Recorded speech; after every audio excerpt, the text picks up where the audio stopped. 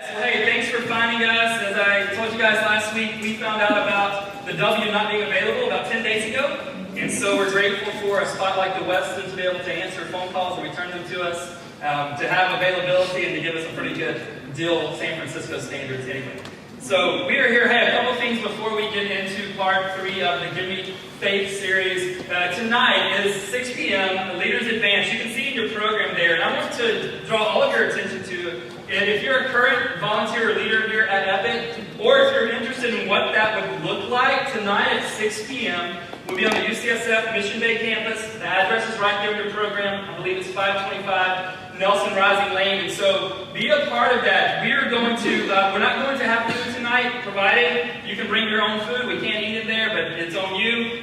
Or you can just wait till afterwards and maybe a few of us will go grab dinner. Again, that's on you, but we can share something.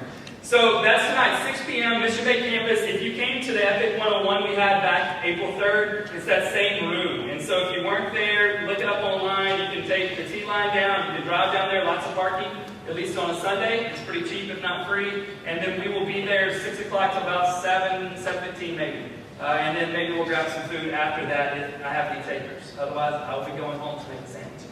So, glad you guys found us this morning. We are in part 3 of the Give Me Faith series. And what we've been doing in the series is looking at a life of faith, really through the lens of the life of Abraham and his wife Sarah. And we want to continue that this morning, but just to remind you where we've been. In the first week, we said the very first words God ever speaks to Abraham are these words, go. Go and leave everything familiar. And so we said that if we're going to move forward in faith, we always will have to leave something that's familiar to us. Do you remember that? You're like, no, 2 weeks is a long time, I get it. And so God says to Abram, leave your home, leave your father's household, leave your country, and go to this land that I'm going to show you. And we said that God promised that Abraham would be a father to many nations. And at this time, remember, Abraham's 75 years old, and he doesn't have any children. Now, if you're 75 and you have no children, the chance of you being a father in the future are what?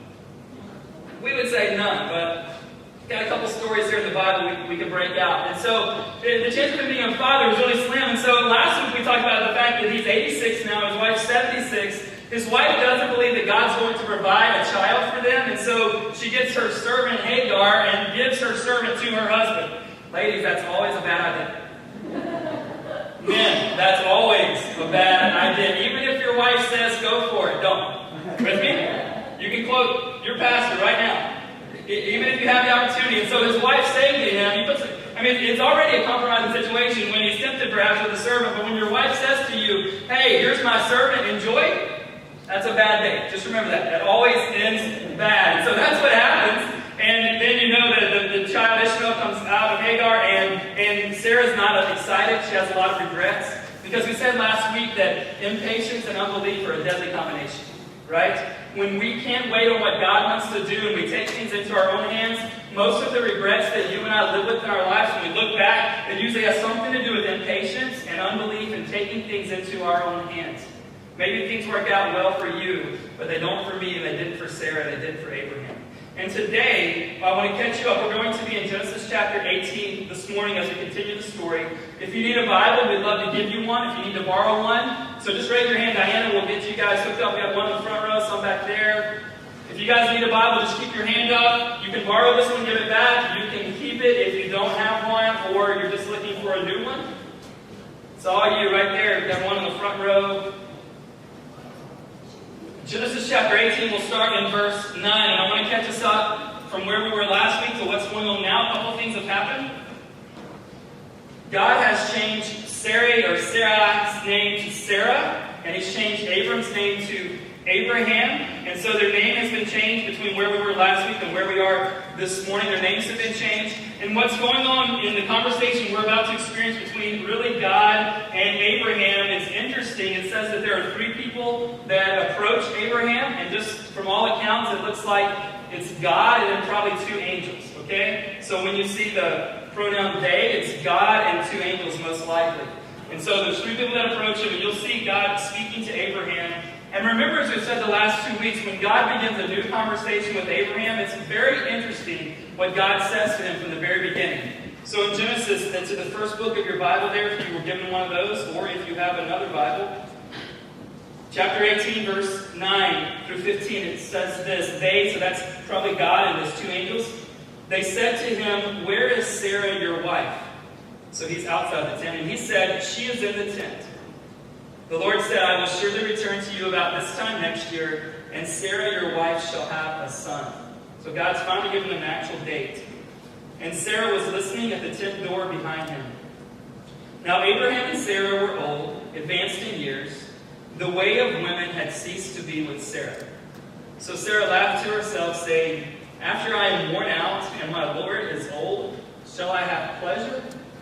The Lord said to Abraham, "Why did Sarah laugh and say, 'Shall I indeed bear a child now that I am old?' Is anything too hard for the Lord? At the appointed time I will return to you about this time next year, and Sarah shall have a son." But Sarah denied it, saying, "I did not laugh, for she was afraid." He said, that's God, "No, but you did laugh." A couple things to learn here, some of them very humorous. So God and these angels perhaps are having a conversation with Abraham, and Sarah is eavesdropping in the tent. Ladies, another bad thing, right? No, it's okay. If God's speaking audibly, you probably want to overhear that. Right? So you can hold your husband accountable to it. So Sarah's listening, and then Sarah begins laughing.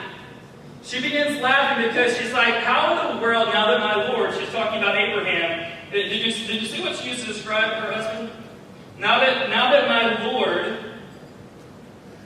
is old and I am worn out, shall I have this pleasure? That's in verse 12. Now, just so you understand, at this time, Abraham's 99 years old and Sarah is 89 years old.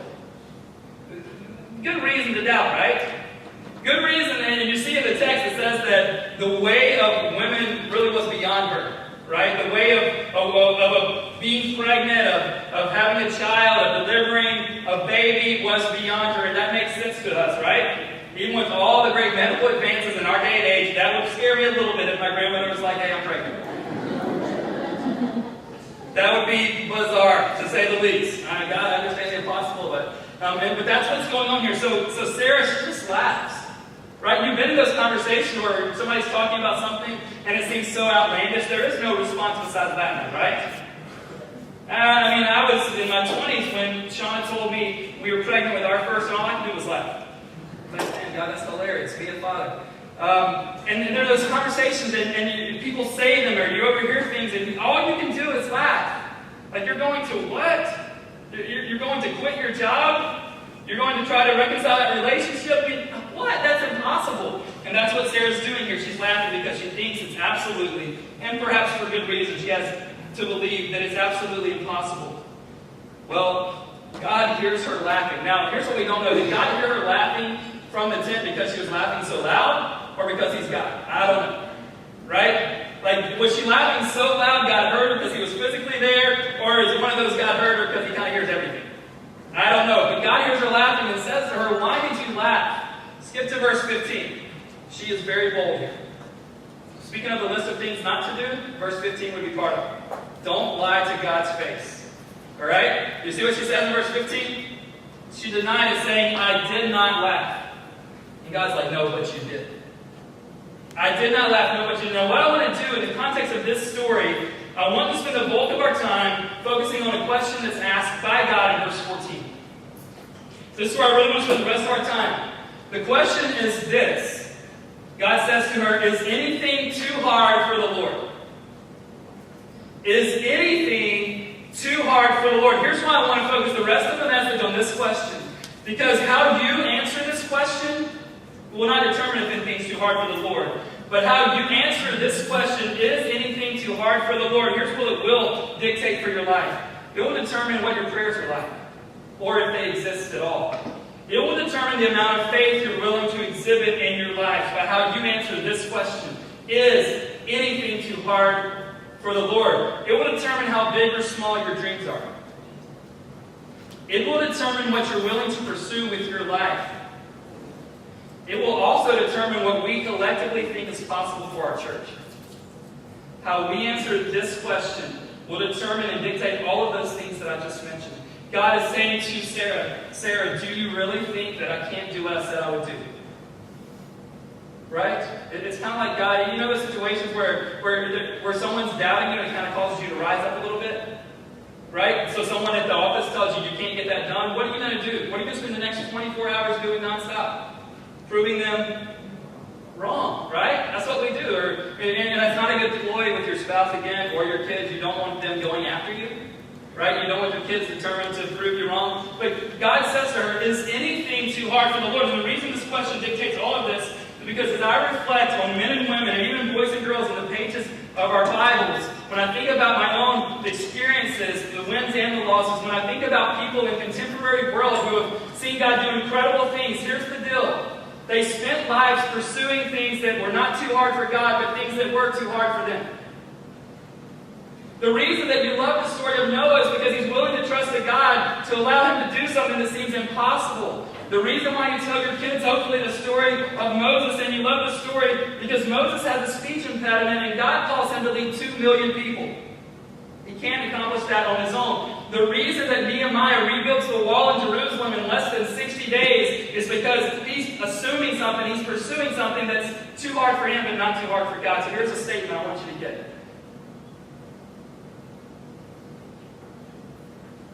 God wants us to pursue what's too hard for us to accomplish, but not too hard for Him to accomplish. Here's my hope for this morning. My hope is that you will leave this room pursuing greater visions and dreams for your lives than when you walked in this room. God wants us, He desires for us to pursue what's too hard for us to accomplish, but not too hard for Him to accomplish. But here's the deal. If you only have yourself to depend on, you should probably play it safe. Say that again. If you only have yourself to depend on, if you only have your wisdom, if you only have your resources, if you only have your network of relationships, if that's all that's in your account, and that's all you can depend on, and that's all you can go to, let me encourage you to play it really safe in life. Only pursue things that you can afford. Only pursue things that you have the smarts for. Only pursue relationships that you know how they're going to go. Right? Like, if you remember growing up in school, you had no problem asking the girl out when you knew she was going to say yes for her best friend. Right? You knew the answer. Like, that's the only way you went forward with making the phone call, and still then it was hard to get the 7th digit out on your touch phone. Right? I grew up in a different generation. I realize that. If you only have yourself to depend on, you should probably play it safe. But if you can depend on a God who you believe has unlimited resources, has unlimited wisdom, has unlimited ability, and there's nothing that's too hard for Him, I think that should change the way you and I pursue things in our lives. So I want you to get in your mind, what is it that you're pursuing? And are you only pursuing with your life things that you can handle? Things that you can manipulate yourself. Things where you can pretty much assume what the outcome is going to be. You can control the situation, or at least it seems like you can control the situation. What kinds of things are you pursuing with your life? And here's the deal. If it's a vision from God, and I hope that I can encourage you more by the time we leave this morning to pursue the visions that God gives you for your life. But if it's a vision from God, you probably won't be able to accomplish it without Him. Let me say that again. If it's a vision from God, like whatever it is that you want to do, it's a God-sized vision, you probably won't be able to accomplish the vision without His action, without His activity, without His intervention, without Him stepping in and doing something on your behalf. Starting this church was like that. I wish that I could allow you guys this morning to read my journal over the last 2.5 years. I mean, at least most pages. In that journal are prayers full of asking God to do what seems like impossible. Asking people to come on board. And here's the coolest thing about those prayers. We began praying long ago for you. We didn't know what your names were. We didn't know your quirkiness so much, though we know it now. We didn't know what you were like. We didn't know all of your strengths. We certainly didn't know all of your weaknesses. But we were praying that God would bring people into our church and allow a church to be built right here in downtown San Francisco that would have far-reaching implications, not just into the future, but around the globe. But what's cool over the last months as we've got this church launched and had interaction and sat down over coffee and lunch and received emails from you guys and watched you guys begin serving, we've loved the conversation where you come to us and say, this is the church that I've been praying for. This is the church I've been waiting on. And here's what's cool. So you have us going, God, we don't know if anyone will want to come, but would you bring people? Would you bring people? And other people going, God, I need a church. I think God brings both of those things together. You thought it was impossible. You told us that to find a church that you actually could enjoy and grow in here. At times we thought it was impossible. God, will anybody come? God, will those doors swing open? Will anybody come? And I can tell you that God hasn't said yes to everything that I prayed for in that journal, but I can tell you that He said yes more than no. And I can also tell you I didn't always have unwavering faith. Times that I doubt. What do you do 10 days ago when the W lets you know you've got no space for June 5th? You freak out first. You say words you don't want your kids to hear second. Just kidding. I knew he was a cusser. No, just kidding. But you go, God, this is not surprising to you. The God who has called this church into existence out of nothing. Is it harder to call a church into existence out of nothing or to find a space for one Sunday to shoot? So God, you led us to this, and then God has to move. There's a reason that this space was open. The reason we can't have a space like this weekly is because it's usually not open. But there's a reason it was open. There's a reason when Tim called, someone called him back. There's a reason when we came to see it that it was available and it was fitting. There's a reason. Check this out. We were willing to pay more if we needed to. It's actually a little bit less than the W. You never know what God will do. Another example that I have for you is the school that my son got into. This fall in August, Elijah, my oldest, will start second grade, and Sam, my youngest, is going to kindergarten. And they go to Alvarado School, and I want to tell you a few things just about that process. So God had to open a spot, or there was not going to be a long lineage of Pilgreens going to that school. And we knew that wherever our oldest got into, assuming that we enjoyed that school, that would really create a long trail for the next 9 or 10 years for all three of the Pilgrim kids to go to. It was a big deal. Well, here's the thing. We could do some things. We could pray for a good spot at any school, and we did. We could research the best schools in the city for elementary schools, and we did. Well, Shauna did. I mean, I can't believe whatever she said. She's spending about a year figuring out where we need to go, where we need to head, and what are the top schools. And we did that. We could enter the lottery, and we did. But here's the thing. We entered the lottery in May because you can't enter the lottery until you're a resident. And everyone already had their positions by the time we moved here last May. And then you begin to read things like, the school Alvarado, the only way you get in is by knowing certain people. But we began to research, we began to pray, and we went up there a week after school started. He was placed in another school. We went up there a week after school started, which we could do. That was our part, right? But we couldn't make a spot open. And so I'm sitting in a chair beside my wife, and the kids are kind of climbing on us, and the person behind the desk begins to call out, here are the spots open in first grade. And because she's going alphabetical, the first thing she says is Alvarado. I look at my wife. That's crazy. The person across the desk says to us, that's crazy. She says, I don't know how that's a spot open because in the program that he's in, there's only 44 spots that exist. And God didn't guarantee us that. But He did show us faithfulness in the process. Because here's the deal, when you get guarantees, faith has to go away. If you're going to exhibit faith, guarantees have to go away. What are you pursuing? What are you going after? Is there anything you're going after that's a God-sized vision for your life? Is there anything that you're pursuing? Because here's the thing. If you're only pursuing a human-sized vision, I want to implore you and encourage and challenge you and tell you your vision's not big enough.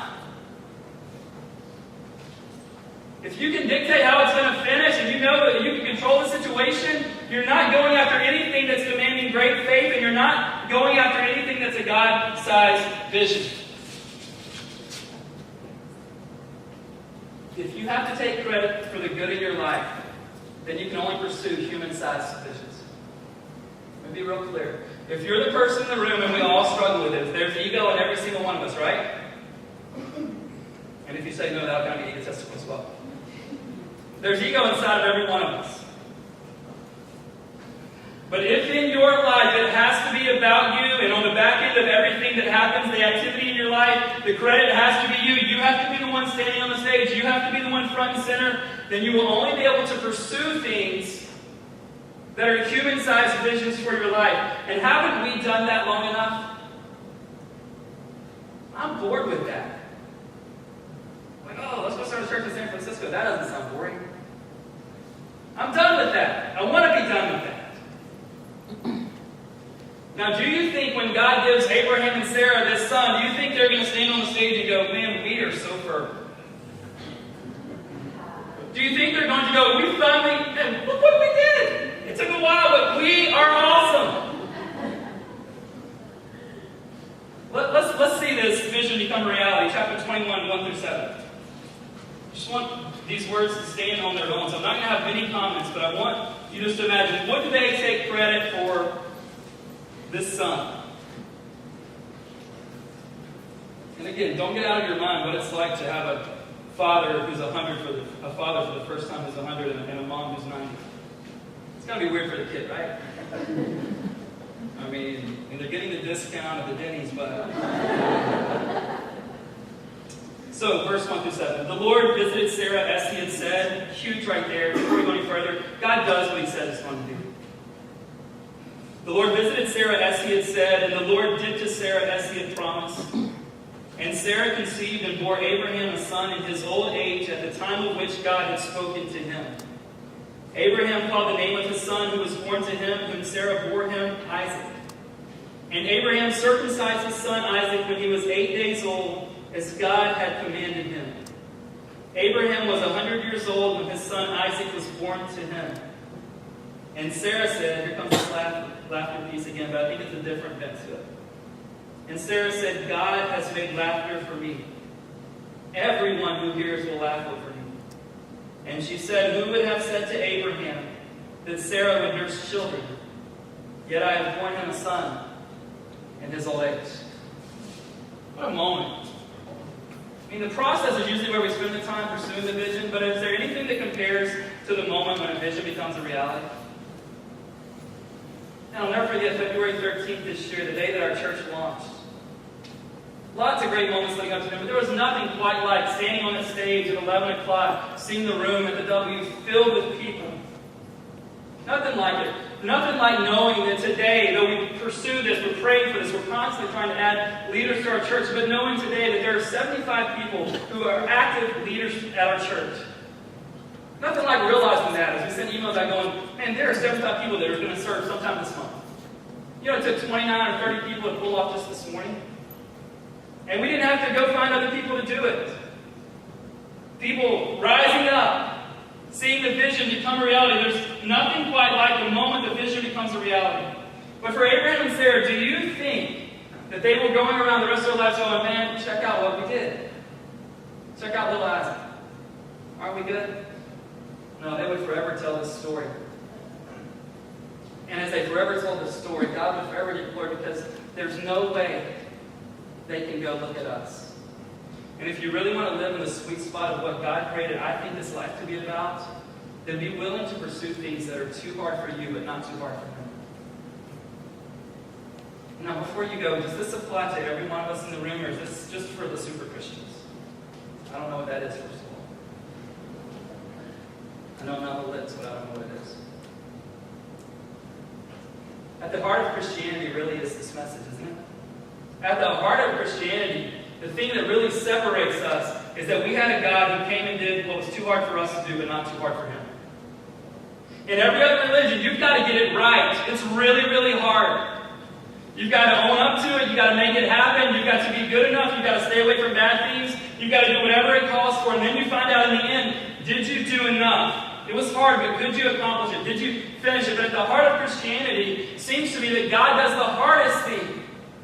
This perfectly good God sends the only Son who He has, who is a sinless one. The only sinless person to ever walk the face of this earth. And it seems so hard to me that He would send this one, Jesus, to die to death and to pay the price that we are the ones supposed to be paying. See, this isn't about faith. This isn't like when you go after big dreams. It's not just about that. It's will you embrace it? This is the heart of our faith. Jesus doing what was too hard for you to do for yourself, and so someone had to come and do it for you. And if you're like, I can't take that bent, I'm a hard worker, I've got to own it myself, I've got to do it myself, I've got to go after it all myself, then let me just tell you this. You're never going to get there. Don't trust everything I say, but I've got this one right on me. And here's how I know. If you can get there, I've worked hard enough and fought long enough and tried to stay away from the bad things long enough and try to embrace the good things long enough. And those things never got me there. But Jesus has done for us what we could not do for ourselves. And so first I'm going to ask you this. Will you embrace this reality? It will take humility because you have to first look in the mirror and go, hey, you can't get this done.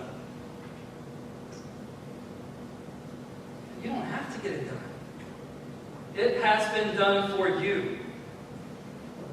And then if you've embraced Him for this big heart issue, the central issue of our faith, will you get on the path of pursuing God-sized visions? Will our church, will we get on the path? Because here's the deal. Whatever it is you want to become, here's what I know. I can be an average, decent father on my own. Or at least make it look like I am, right? When you guys are watching.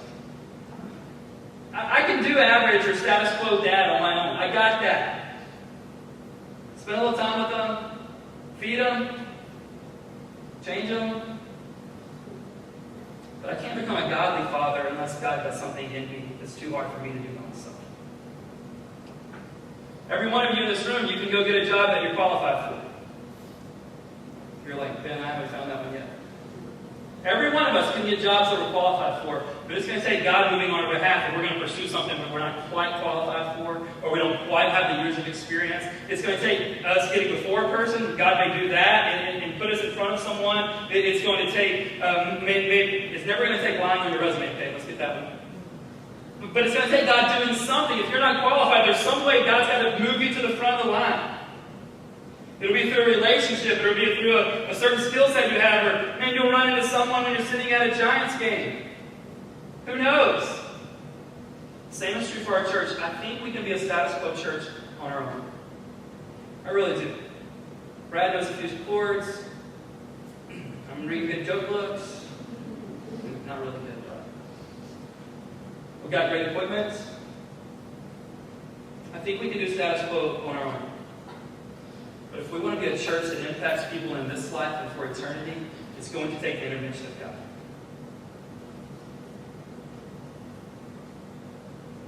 So what kind of life do you want to pursue? There's a verse that I shared last week, and I'd love for you guys to see it on the screen and even memorize it. You can check on your communication card if this is a verse that you want to get to know. I'm praying that we become people who are like this in a church that is like this. Hebrews chapter 10, verse 39.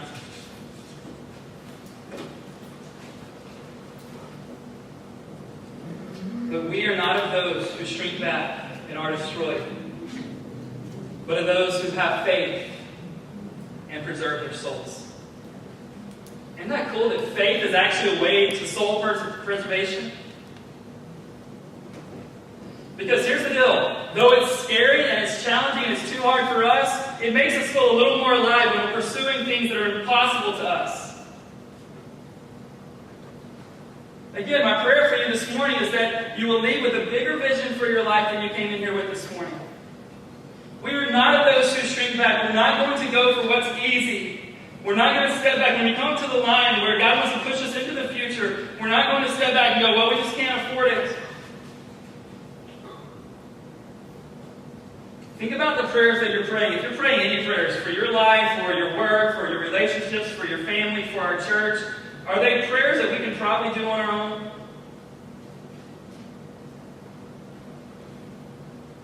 Like if you're praying for a handsome pastor, you've already got that. A lot of things I can say when my wife's not. But seriously, we'll be a church that prays for the impossible. I don't know if you know this, but churches overall don't have a great record in this city. So there were people that literally tried to dissuade me and Sean and said, hey, why don't you start a church in a little more church-friendly city?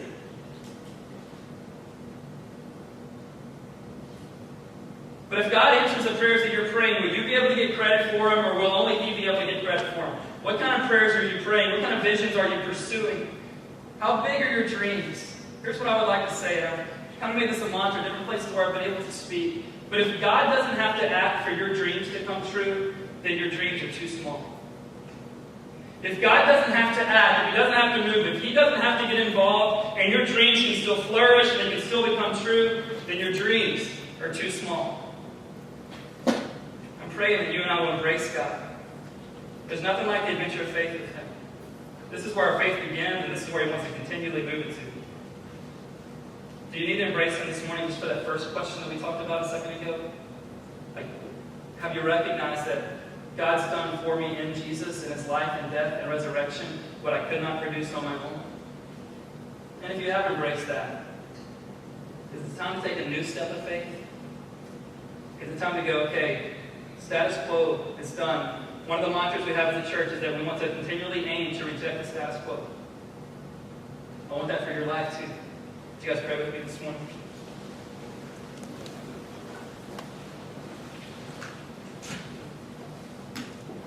I'm going to pray, but for you this morning, this is tough. Some of you are going, I don't even know if Abraham and Sarah thing's real. I can tell you personally that it seems that God really shows off in these kind of moments when we pursue things that we can't accomplish without depending upon him. I know some people in our church are trying to have that baby, just like Sarah. We need God to move in your womb, move on your behalf. Some of you are trying to get jobs and you're not that qualified for them. Or at least there's 2,000 other candidates. And God needs to move if you're going to be placed in front of the line. Some of you have just been sorry husbands, sorry boyfriends, dads, moms, girlfriends, friends, employees, employers. Some of you just stunk at it lately. And you don't know how to get better. Well, it may be too hard for you, but God can move on your behalf. He can put you in a relationship with mentors. He can give you a new heart. He can give you a place that will allow you to have the influence that you're desperately wanting. And others of you, just for this whole Christian thing, God needs to make it clear to you that he has done for you what you couldn't do for yourself. There's a place where you can check if you want to talk to a staff member or become a Christian today or be baptized in the days ahead. Maybe that's the move. I want to pray for you and pray that it would be true what we said earlier, that God would give us bigger visions for our lives than we walked in here with this morning. Same for our church. God, would you do that this morning? Is there anything too hard for the Lord? God, how we answer that question will determine what we're willing to pursue and how we pray and how we exhibit or don't exhibit faith. God, it will determine what we believe is possible for our church. And God, I just want to say right now, God, I know there will be moments of unbelief for even me and people in this room, just like there were for Abraham and Sarah all the time along the way. God, could we hold on to a big vision from you? God, you know I'm praying for a day when we have our own space. God, you know I'm praying for a day when we have multiple campuses throughout the city.